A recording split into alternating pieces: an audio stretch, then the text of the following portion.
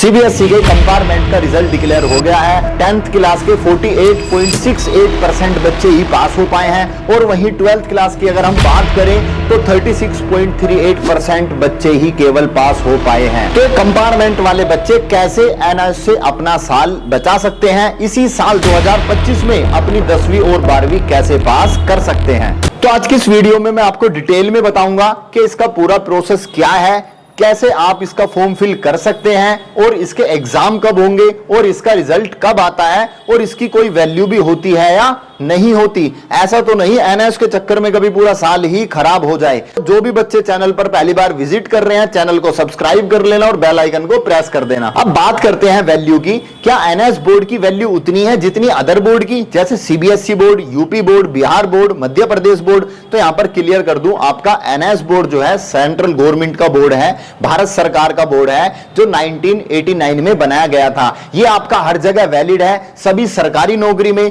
सभी प्राइवेट नौकरी में, और इससे आप 10वीं और 12वीं पास करने के बाद किसी भी कॉलेज में एडमिशन ले सकते हो। आप इससे इंजीनियरिंग में जेई का फॉर्म फिल कर सकते हो, आप मेडिकल लाइन में नीट का फॉर्म फिल कर सकते हो। तो आप इस चीज से बिल्कुल बेफिक्र रहें कि ऐसा ना हो कि आपका जो है एनएस बोर्ड से करने के बाद आपकी मतलब कहीं वैल्यू ना हो, आपका एडमिशन ना हो। तो आपका ये हर जगह इसकी बराबर वैल्यू है, हर जगह आपका एडमिशन होगा, यानी कि इस बात से कहीं आपका एडमिशन नहीं रुकेगा कि आपने एनएस से पास किया है। अभी जो 10th का और 12th का रिजल्ट डिक्लेयर हुआ है, इनके अंदर जिन बच्चों की कंपार्टमेंट आ गई है, चाहे 10th का हो या 12th का हो, तो इन बच्चों के पास 3 ऑप्शन बचते हैं। एक तो ऑन डिमांड का, दूसरा अक्टूबर का पब्लिक एग्जाम, और एक होता है इनका अप्रैल 2026 का एग्जाम। तो वन बाय वन एक एक को डिटेल में बताऊंगा किस किस के अंदर आप एडमिशन ले सकते हो और पूरा उसका प्रोसेस भी आपको समझाने वाला हूं।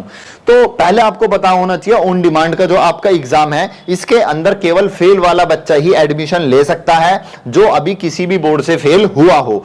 अब इसके जो एग्जाम कंडक्ट कराए जाएंगे वो आपके अगस्त और सितंबर में एग्जाम कंडक्ट कराए जा रहे हैं। हालांकि इसमें जो है जुलाई से आपके शुरू हो गए थे, लेकिन जुलाई तो अभी खत्म हो चुका है। तो जिन बच्चों ने जुलाई में एग्जाम दे दिए उनके हो गए, बाकी अगस्त में अभी चल रहे हैं, सितंबर में। तो आप इसके अंदर अपनी अगस्त और सितंबर में सीट बुक करा सकते हो। अब इसके अंदर सिलेबस की बात करें, सिलेबस इसके अंदर पूरा का पूरा जो एनएस का सिलेबस है 100% आता है, क्योंकि इसके अंदर कोई भी टीएमए नहीं होते हैं।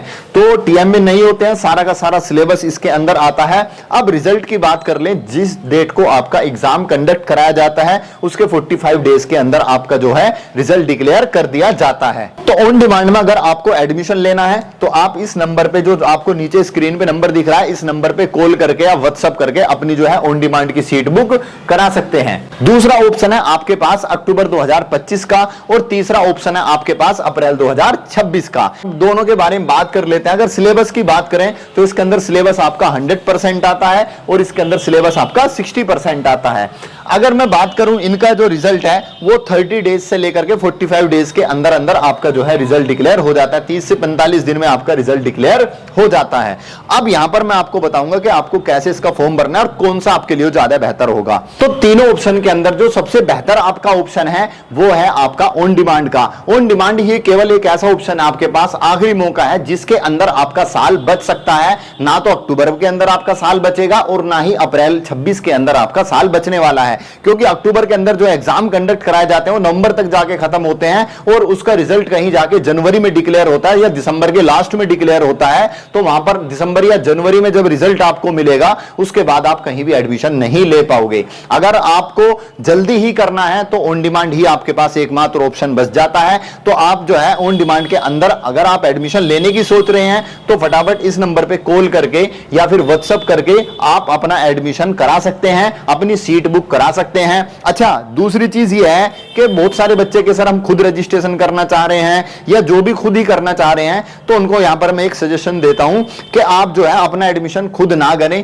क्योंकि अगर कोई भी मिस्टेक हो गई तो उसके अंदर क्या होगा, आपका एडमिशन भी रिजेक्ट हो जाएगा और एनएस आपके पैसे भी रिफंड नहीं करता है। और इसके अलावा ऐसे बहुत सारे लोग हैं जो आपको ठग भी सकते हैं, आपको बताएंगे कुछ और फिर बाद में निकलेगा कुछ। तो इसलिए किसी भी ऐसे लोगों के चक्कर में ना पड़े, आप हमारे थ्रू एडमिशन करा सकते हो। हो, एक हमारा भरोसेमंद चैनल है। हम जो है यहाँ पर आपको एडमिशन के साथ साथ पूरी गाइडेंस प्रोवाइड कराते हैं, एडमिशन से लेकर रिजल्ट तक पूरी गाइडेंस मिलती है। साथ में आपको इंपोर्टेंट क्वेश्चंस वगैरह प्रोवाइड कराते हैं जो कि पेपर में उन्हीं में से ही पूछा जाता है। PYQ जो पिछले साल के पेपर्स हैं वो सोल्ड आपको प्रोवाइड कराते हैं, प्रैक्टिकल के सॉल्यूशन देते हैं, यानी कि A to Z कंप्लीट हम गाइड करते हैं इसके अंदर बच्चों को।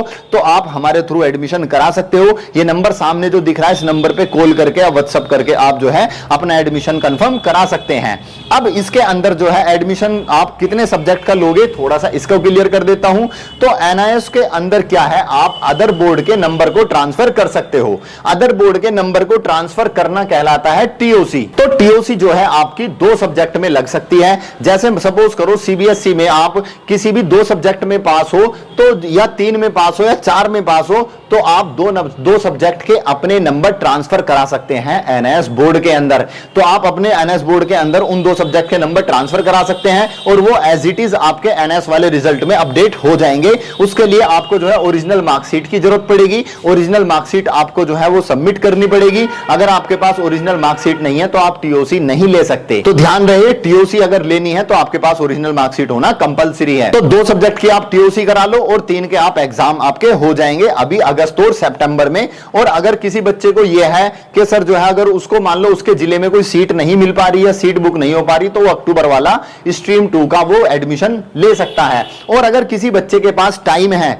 अगर किसी के पास टाइम है कि उसको सर मुझे 2-3 महीने की दिक्कत नहीं है, मुझे परसेंटेज अच्छी आ जाए, मेरा जो है 12th में कर रहा हूं, मेरे 75 प्लस आ जाए, मुझे टाइम की कोई दिक्कत नहीं है, बस मुझे इशू ये है कि मेरी परसेंटेज अच्छी आ जाए, तो ऐसे बच्चे के लिए सबसे बेहतर ऑप्शन है अप्रैल 2026 का, क्योंकि उसके अंदर आपके असाइनमेंट होते हैं, TMA होते हैं, जो जिनके आपके 20% मार्क्स होते हैं, उससे आपकी परसेंटेज जो है बहुत ज्यादा बढ़ जाती है। और अप्रैल वाला जो एग्जाम है आपका वो पब्लिक एग्जाम है स्ट्रीम 1 ब्लॉक 1 का, उसके अंदर आपका सिलेबस भी कम आता है, 60% आपका सिलेबस आता है क्योंकि 40% में से आपके असाइनमेंट बन जाते हैं। तो ध्यान रहे, अगर आपको बिल्कुल आसानी से पास करना है तो आपके पास फिर एक बेहतर ऑप्शन है अप्रैल 2026 का। अगर मन में अब भी कोई शंका रह जाती है कि अक्टूबर वाले में एडमिशन ले या फिर ऑन डिमांड में ले या फिर अप्रैल 2026 में ले, तो फिर आप इस नंबर पे कॉल करके या व्हाट्सएप करके अपने डाउट्स बिल्कुल क्लियर कर सकते हैं और फटाफट आप अपना इसके अंदर फॉर्म फिल करा सकते हैं। तो अगर फॉर्म फिल कराना है तो हमारे थ्रू ही कराइए, इस नंबर को नोट कर लीजिए